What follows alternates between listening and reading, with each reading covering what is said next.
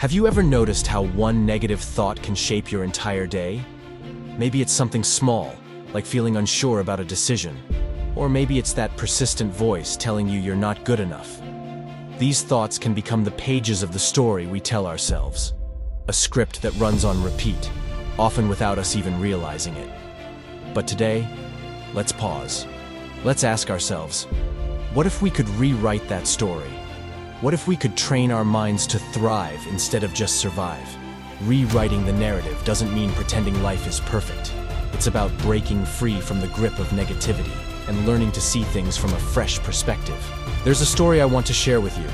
Years ago, I met a friend who always seemed to radiate calmness, a person who seemed untouched by the worries and stress that so many of us carry. One day I asked, "How do you stay so positive?" And he told me something that stuck with me.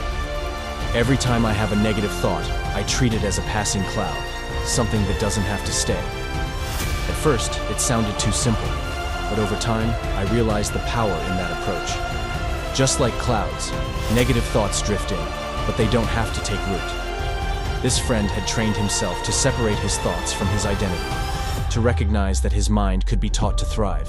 So how can we do this ourselves? Let's break it down into 3 steps that have worked wonders for me and others I've shared this with. First, recognize the negative thought for what it is, a thought, not a fact. Thoughts are powerful, but they're not always true. If a thought says, "I'm not capable," don't let that be the end of the conversation. Question it. Ask yourself if there's evidence that suggests otherwise. Maybe you've achieved more than you're giving yourself credit for. Second, replace the negative thought with a constructive one. This isn't about toxic positivity. It's about finding a balance.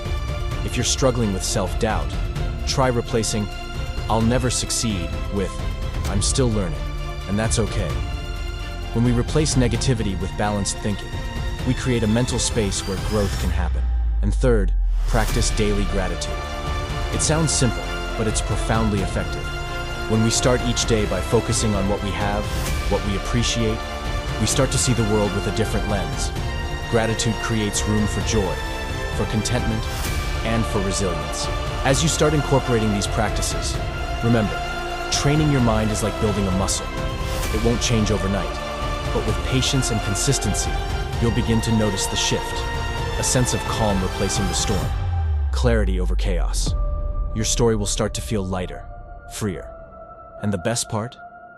When you stop letting negative thoughts drive, you open yourself to a life that's truly in your control. You start to see the possibilities, the growth, the potential. You become the author of your own narrative, one rooted in strength and positivity. So, as you go about your day, remember that the thoughts you choose to hold on to are the ones that shape your world. Don't let negativity write your story. Instead, train your mind to seek growth, to look for hope, to embrace resilience. Thank you for joining me on this journey.